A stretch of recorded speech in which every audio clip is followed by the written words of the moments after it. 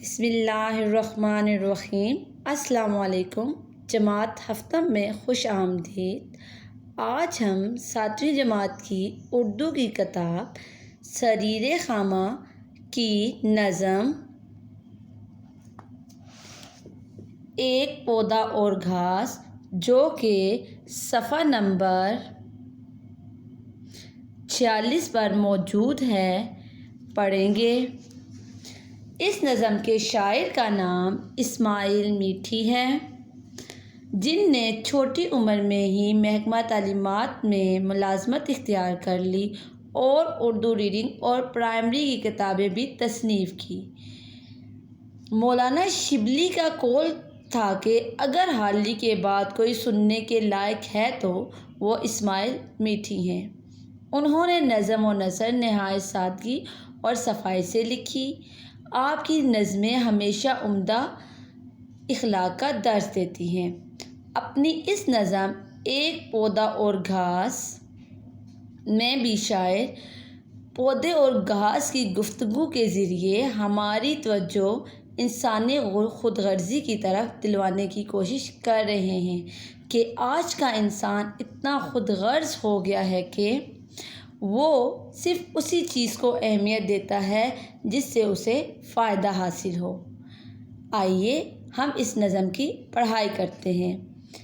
اتفاقاً ایک پودا اور گھاس باغ میں دونوں کھڑے ہیں پاس پاس، یعنی ایک پودا اور گھاس ایک باغ میں ساتھ ساتھ کھڑے ہیں، ساتھ ساتھ موجود ہیں۔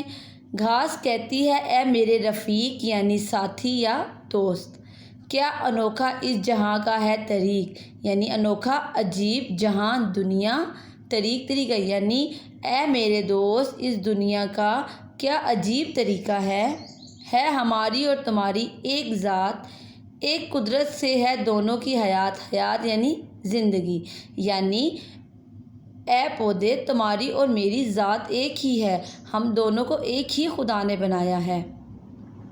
مٹی اور پانی، ہوا اور روشنی، واسطے دونوں کے یکساں ہے بنی، یکساں یعنی ایک جیسی، ہم دونوں کے لیے مٹی، پانی، ہوا غرض کے خدا نے سب چیزیں ایک جیسی بنائی ہیں۔ تجھ پہ لیکن ہے عنایت کی نظر، عنایت یعنی مہربانی، پھینک دیتے ہیں مجھے جڑ کھود کر، لیکن مجھے تم پر تو بہت زیادہ مہربانی کی جاتی ہے، تمہارا خیال رکھا جاتا ہے، لیکن میں جوں ہی ذرا سا بڑا ہوتا ہوں مجھے جڑ سے اکھاڑ کر پھینک دیا جاتا ہے۔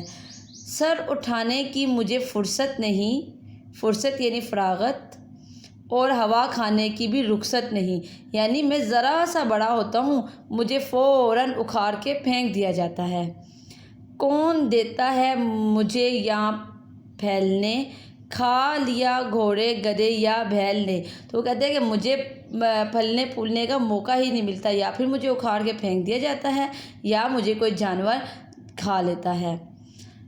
تجھ پہ منہ ڈالے جو کوئی جانور، اس کی لی جاتی ہے ڈنڈے سے خبر، اور اے پودے تو خوش نصیب ہے، اگر تیرے پاس کوئی جانور آ بھی جاتا ہے تجھے کھانے کے لیے تو اسے ڈنڈے مارے جاتے ہیں، اس کی خوب خبر لی جاتی ہے۔ اولے پالے سے بچاتے ہیں تجھے، اولے پالے یعنی سردی یا بارش وغیرہ سے، کیا ہی عزت سے بڑھاتے ہیں تجھے، تمہیں ہر طرح کی سردی بارش ہر چیز سے محفوظ رکھا جاتا ہے، زیادہ تیز دھوپ، لیکن میری اور تمہیں بہت زیادہ عزت دی جاتی ہے لیکن مجھے کوئی عزت نہیں دی جاتی۔ چاہتے ہیں تجھ کو سب کرتے ہیں پیار، کچھ پتہ اس کا بتا اے دوست دار یعنی اے میرے دوست مجھے اس بات کا پتہ بتاؤ کہ سارے تمہیں کیوں اتنی زیادہ عزت دیتے ہیں، تمہیں سارے کیوں اتنا زیادہ پیار کرتے ہیں، مجھے بھی بتاؤ تاکہ سارے مجھ سے بھی پیار کریں۔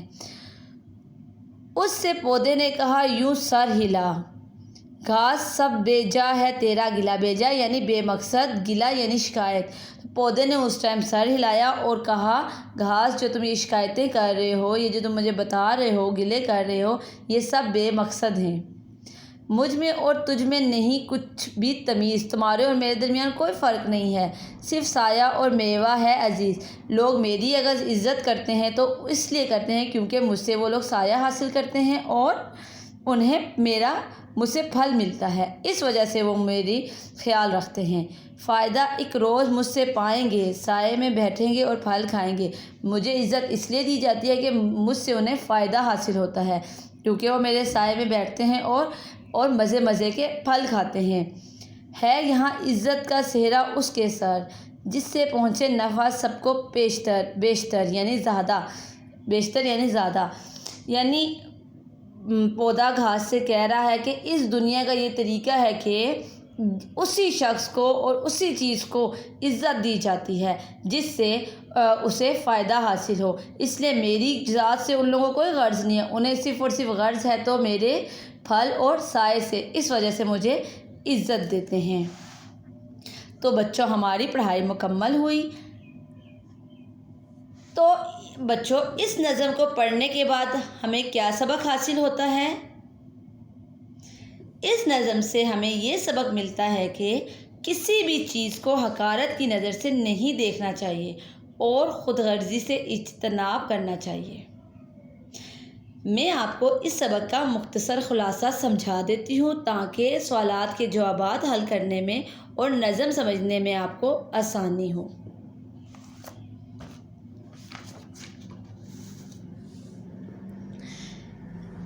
یہ نظم اسماعیل میٹھی نے مکالمے کی صورت میں لکھی ہے، ایک پودے اور گھاس کے درمیان مکالمے کی صورت میں لکھی ہے۔ ایک پودا اور گھاس ایک ہی جگہ ہوتے ہیں۔ گھاس پودے سے شکایت کرتے ہوئے کہتا ہے کہ اس دنیا کے لوگوں کے طریقے کی مجھے سمجھ نہیں آتی۔ ہم دونوں ایک ہی مٹی سے اگے ہیں، ہمارے لیے ہوا، پانی اور روشنی بھی ایک جیسی ہے، ہمیں پیدا کرنے والا بھی ایک ہی خدا ہے، لیکن پھر بھی دنیا کے لوگ تم سے زیادہ پیار کرتے ہیں، تمہارا ہر طرح سے خیال رکھتے ہیں، لیکن مجھ پر کبھی کسی نے عنایت کی ایک نظر نہیں ڈالی۔ گھاس کے ان شکووں کو سن کر پودا یہ جواب دیتا ہے کہ تمہارے سارے شکوہ بے جا ہیں، تم میں اور مجھ میں کوئی فرق نہیں، ہم دونوں کی بناوٹ ایک جیسی ہے اور ہمارا پیدا کرنے والا بھی ایک ہی ہے۔ یہ انسان مجھے صرف اس لیے عزت دیتے ہیں اور میرا خیال رکھتے ہیں کیونکہ ان کو مجھ سے فائدہ حاصل ہوتا ہے، میرے پھل کھاتے ہیں اور میرے سائے میں بیٹھتے ہیں۔ یہ اس دنیا کا طریقہ ہے کہ جو چیز فائدہ دیتی ہے اس کی عزت کی جاتی ہے۔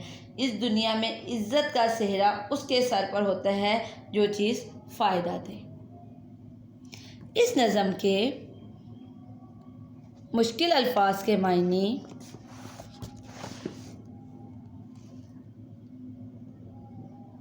آپ کی کتاب کی فیرنگ کے صفحہ نمبر 108 پر موجود ہیں، جو کہ آپ نے نیٹ کاپی پر خوش خط لکھنے اور یاد کرنے ہیں۔ شکریہ، آج کا ہمارا سبق مکمل ہوا۔